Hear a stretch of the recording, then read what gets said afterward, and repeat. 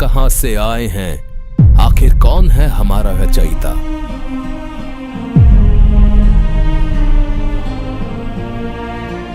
जिसने रची ये सृष्टि, कौन है वो जो है सबका पिता। आदि से अंत तक सारा भेद खुलेगा, ब्रह्मा विष्णु महेश हैं किसकी संतान, आज सबको पता चलेगा। सृष्टि रचना के देख प्रमाण, दुनिया होगी हैरान। ये सृष्टि रचना एक मास्टर की है सब सदग्रंथों के समझने की, ये सच्चाई से परिपूर्ण है। जानिए यदि शिव है महान और काल है शैतान, तो वो एक जिसने सबको बनाया, कौन है वो भगवान। सतयुग से लेकर कलयुग तक की बात होगी, नकली धर्म गुरुओं की होगी बोलती बंद, क्योंकि अब दुनिया सच के साथ होगी। पुण्यात्माओं, जितने भी अपने सदग्रंथ हैं उनको अब आसानी से समझा जा सकता है सृष्टि रचना की जानकारी के उपरांत। ये सृष्टि रचना एक मास्टर की है सब सदग्रंथों के समझने की। ये प्रथम बार सुनने वाले को ऐसे लगेगी जैसे दंत कथा सी, लेकिन ये सच्चाई से परिपूर्ण है। आज आपके सामने एक अद्भुत गुत्थी सुलझाने जा रहे हैं जो सबसे बड़ा सवाल खड़ा करती है। सवाल ये कि आखिर इस सृष्टि की रचना कैसे हुई, आखिर वो खुदा कौन है जो सबका मालिक है, हम सबका रचयिता कौन है। इस गुत्थी को सुलझाने के लिए हमेशा से कोशिश होती रही है, लेकिन विश्व में कोई भी धर्म, कोई भी गुरु, कोई भी पीर इस गुत्थी को सुलझा नहीं सका। लेकिन दर्शकों, ये भी सच है कि जिसने इस सृष्टि की रचना की है, उसके बिना या उसके द्वारा भेजे गए पूर्ण जानकार संत के बिना भला इस गुत्थी को कौन सुलझा सकता था। दर्शकों, संत रामपाल जी महाराज ने इस गुत्थी को सभी पवित्र सदग्रंथों से प्रमाणित करके सुलझा दिया है। कबीर परमात्मा ने अपनी अमर वाणी में कहा है कि 9 मन सूत उलझिया, ऋषि रहे झकमार। सतगुरु ऐसा सुलझा दे, उलझे न दूजी बार। आज के इस एपिसोड में आपको यह भी पता चलेगा कि किस ज्ञान के अभाव के कारण सनातनी पूजाओं का पतन हुआ। दर्शकों नमस्कार। आज हम ले चलेंगे आपको एक ऐसे सफर पर, एक ऐसी यात्रा पर जिसकी शुरुआत की थी हॉलीवुड के जाने माने एक्टर और डायरेक्टर मिस्टर मॉर्गन फ्रीमैन ने। उन्होंने अपने सवालों के जवाब जानने के लिए पूरी दुनिया का भ्रमण किया।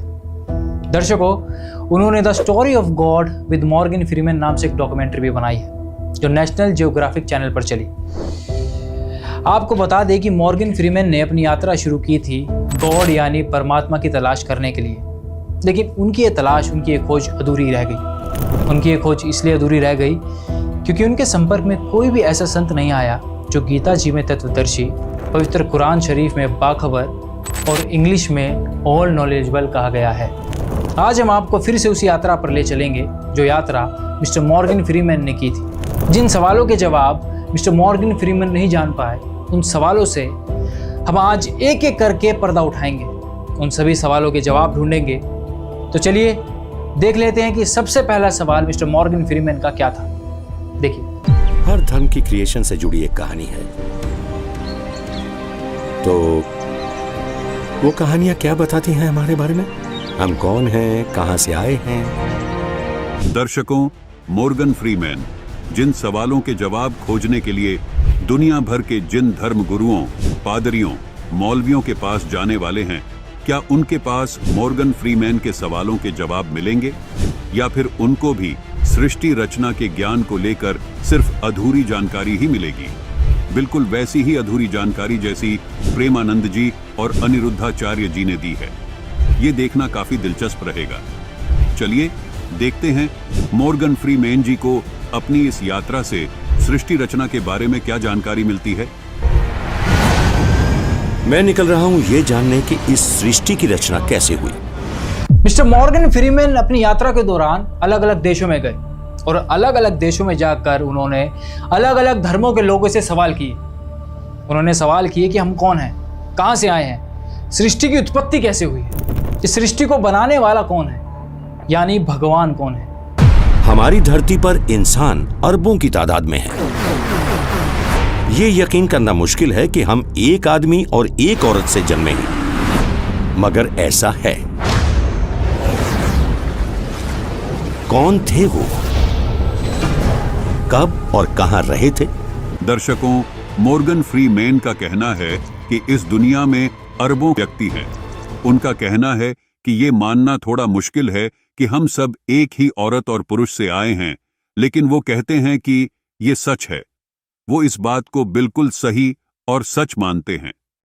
वो आगे पूछते हैं कि हम जिस आदमी और औरत से आए हैं ये कौन थे, कब आए थे, कहाँ रहे थे।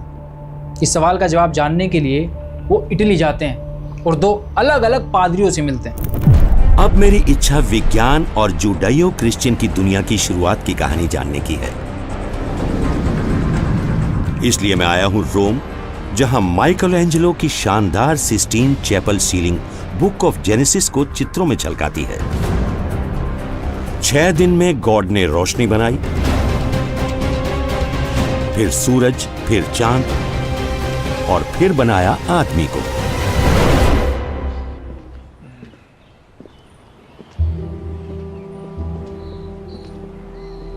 मैं मिलने आया हूं पोप के chief science representative monsignor Marcelo Sanchez Sorondo से।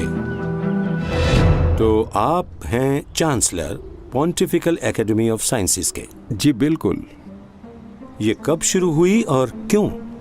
1603 में। 1603? यस। और पहली जनरेशन के लीडर थे गैलीलियो। तो एक नई एकेडमी बनाने का सोचा गया जहां चीजों के होने के साइंटिफिक रीजन डेवलप किए जाएं। हम दुनिया के आइडिया को 2 अलग अलग तरह से देखते हैं। इनमें से एक तो है जेनेसिस और एक है बिग बैंग।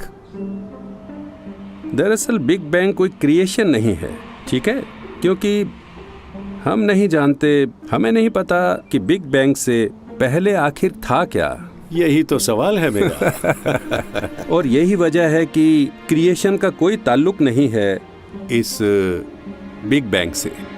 दूसरी बात ये कि बाइबल का जो क्रिएशन का आइडिया है वो कोई साइंटिफिक आइडिया नहीं है। या कहें कि साइंस ना इसे साबित कर सकती है ना इनका। बिल्कुल, हम कहते हैं बाइबल में ही है क्रिएशन का आइडिया, पर जियोलॉजिकली माने तो ये क्रिएशन साइंटिफिक नहीं है, क्रिएशन के हिसाब से। Thank you Andy. Catholic church अब बुक ऑफ जेनेसिस को कायनात के शुरू होने की हूबहू दास्तान नहीं मानता। मॉर्गन फ्रीमैन जी पहले जिस पादरी से मिले थे वो उनको बताते हैं कि बिग बैंग और जेनेसिस का आपस में कोई संबंध नहीं, और साथ ही वो ये भी कहते हैं कि जेनेसिस साइंटिफिक भी नहीं लगती। लेकिन मॉर्गन फ्रीमैन जी पादरी की इस बात का गलत निष्कर्ष निकाल लेते हैं। वो कहते हैं कि कैथोलिक चर्च जेनेसिस को नहीं मानता। आगे इसी श्रृंखला में मॉर्गन फ्रीमैन जी मिलते हैं एक और पादरी से जो कि एक विशेषज्ञ और एस्ट्रोनोमा है। तो मॉर्गन फ्रीमैन जी को बताते हैं कि जिस तरह की ये सृष्टि है उसको बनाने वाला भी गॉड जरूर है, वो स्पेस और टाइम के परे है। तो गॉड में यकीन होना आज की कॉस्मोलॉजी में कैसे फिट बैठता है? इस गजब की ऊंची मेहराबदार सीलिंग से लगता है कि हम पहुंच गए हैं जन्नत में। जी हाँ, एक तरह से कह सकते हैं। इसमें जन्नत को ही दिखाया गया है, a theological heaven। मेरे साथ हैं फादर जिसेपी टेंजेला नीटी, जो वेटिकन ऑब्जर्वेटरी में एक वैज्ञानिक हैं। आपसे मिलकर बहुत ही हैरान हूं मैं।